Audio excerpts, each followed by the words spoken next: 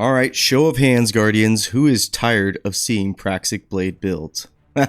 Not me, because we're making another one today. Now, today we are making a Solar Hunter build, again, centered around our Praxic Blade. This build kind of reminds me of using a Gunblade in the Final Fantasy series, if any of you are familiar, where you got this melee weapon that has this explosive potential. Now, first off, let's start off with our Praxic Blade, because this is essentially where the entire build starts. I still don't have the Dark Crystal, by the way.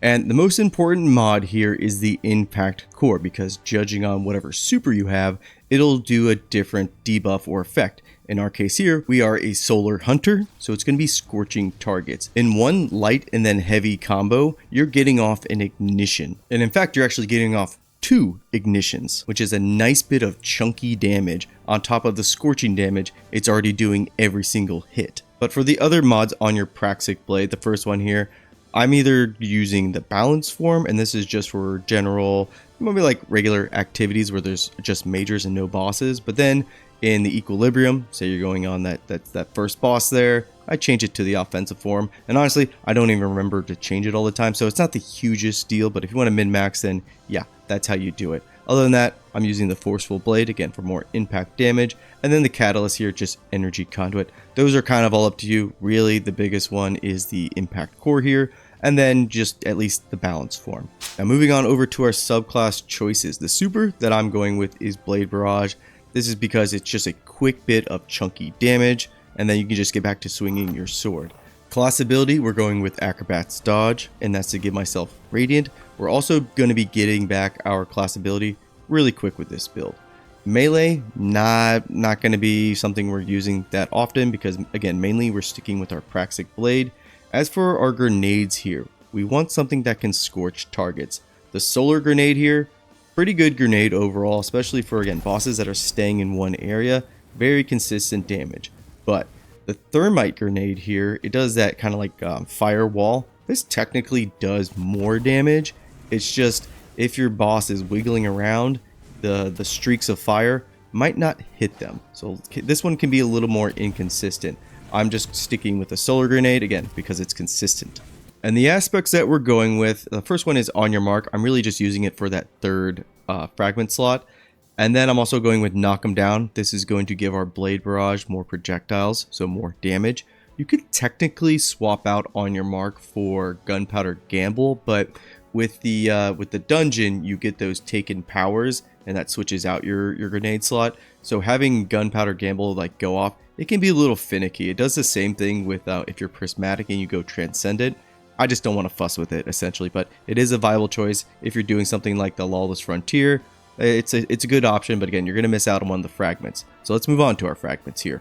The first one I think is an absolute lock-in is Ember of Ashes. Just more scorches, which means more ignitions, more damage. That's what we like to see. Other than that, you could take something like Ember of Singeing here. So this is going to be a great way to get our ability, our class ability back really quick. So we can always just do that dodge, and then we're just Radiant. Because we're not using a solar weapon, and we're not using our knives to build Radiant or to stay Radiant. Because as you can see here, we don't have Ember of Imperium. So this is going to be one of the only ways we can stay Radiant. Not the biggest deal, but again, we want to be Radiant for, again, boss damage or just meaty targets. And while we're Radiant, we might as well take Ember of Solace to increase that duration. I think it goes up to 15 seconds. And then other than that, Ember of Eruption, we're going to be, again, we can get ignitions off 2 of them with 1 light heavy combo. So having an increased area to kill all the rank and files enemies around you, that's really nice to have. And for the last slot here, Ember of Mercy, this is a great way for us to get restoration. That way when we're slaying out, we're having fire sprites spawn, and then we can pick them up to get restoration, keeping us topped off. Now we're not taking Ember of Searing here, which is when we defeat scorched targets, we're going to be making fire sprites. And that's because of our artifact. Once the season's done and the artifact is gone, I would definitely take Embers of Searing, because the artifact is spawning fire sprites for us. So there's no point of us taking Ember of Searing, because again, we're already doing it through our artifact. But just know, yeah, when the artifact is gone, take this, swap out any, I don't know, one of these middle 3 here. I think the locked in choices are Ember of Ashes and then Ember of Mercy.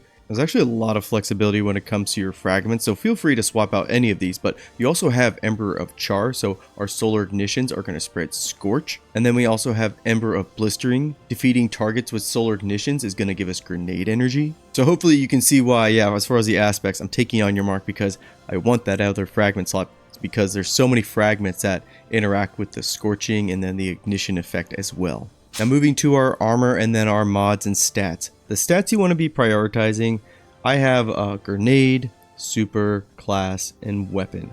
Those are kind of what I'm trying to bump above 100. Now I don't have a perfect armor set yet. I'm actually chasing the Sage Protector set. This is from the dungeon, but this 4-set bonus here is going to increase our sword damage briefly after blocking. So we have a lot of damage sources that are going to be increasing our Praxic Blade. And that pairs well with our exotic armor, which is Fortune's Favor. Guys, I love this exotic here. I know prior to Renegades, hunters were like, oh, it looks kind of basic. But man, this is so just universally good. And it pairs perfectly with the Praxic Blade. So every time we have Overshield, anytime, any Overshield whatsoever, that's why I said having your class above 100, perfect. Anytime we have that Overshield, we're going to get like a 15 to 20% damage buff with our weapons. Pair that with the weapon surges that I have on here, 3 of them. I'm going for boss damage with this setup here. And then we are also Radiant, and then we're spreading Scorches on our target, and then they're igniting as well. Oof, we are doing competitive damage. I'm finding that even in Pugs and LFGs, I'm doing the most damage, and I'm not swapping off this build at all. Now granted, something like Leviathan's Breath and then the Mobius Quiver combination, nobody has been touching my damage as far as just random public groups, and it is insane. But this build here, more universal, you can keep it on for the entire dungeon, and you're gonna do just fine. It's gonna be great. Other than that, we want to be creating orbs because we are relying on having our surges here, and then also I've got one for my class font and then grenade font as well, and then super. And really we just need to take one of these kinetic siphons to spawn orbs, and I think that's good enough. But now let's move on to our artifact. When it comes to our artifacts, we're just kind of staying with the staples that everybody's already using, which is like something like Elemental Siphon. This is how we're making fire sprites, but we're also benefiting from some void debuffs as well, like Weaken, and it's going to grant us Devour. So we'll have Restoration, and we'll also be proccing Devour as well. That's really nice, especially because, again, we're not switching off our Praxic Blade. We can use it the entire time. Singularity Blade also synergizes with that. Same with Combination Argent Blade. Storm of Swords here. This is going to give us more damage. And then Void Infestation, because we're not on a Void subclass. This is a great way to spread Weakened.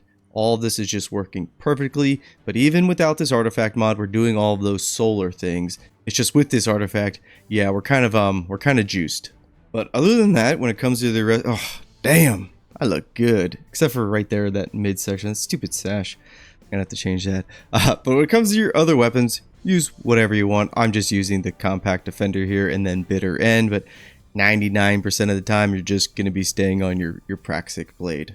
All right, y'all, that's the build. That's the video. The Praxic Blade there is just one of the best exotics we've ever had. With this build here, again, 99% of the time you're going to be using it. It's going to be creating orbs. It's going to give you all those ability improvements. That chest piece there, I didn't even decide to put any resistances on it because of our exotic armor and the overshield that we're getting for survivability. And then the Praxic Blade, it'll start health regeneration for you with rank and file enemies.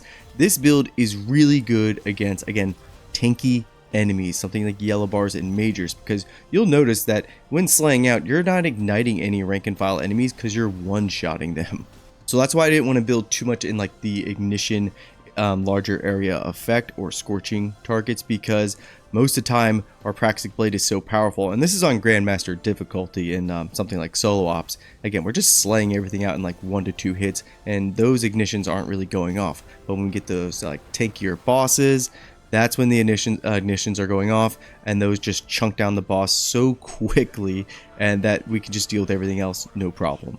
So hopefully you all will give this build a try. Again, I'm just running the dungeon a lot and I'm having a great time with just blowing up things, especially those Imperial Walkers. It's great to just get I think one or two light heavy combos, and then they all go down. Even the upgraded ones with the missile pods, this build absolutely shreds them. But that is it. If you made it this far, thank you very much, and I'll see you next time. Peace and take care.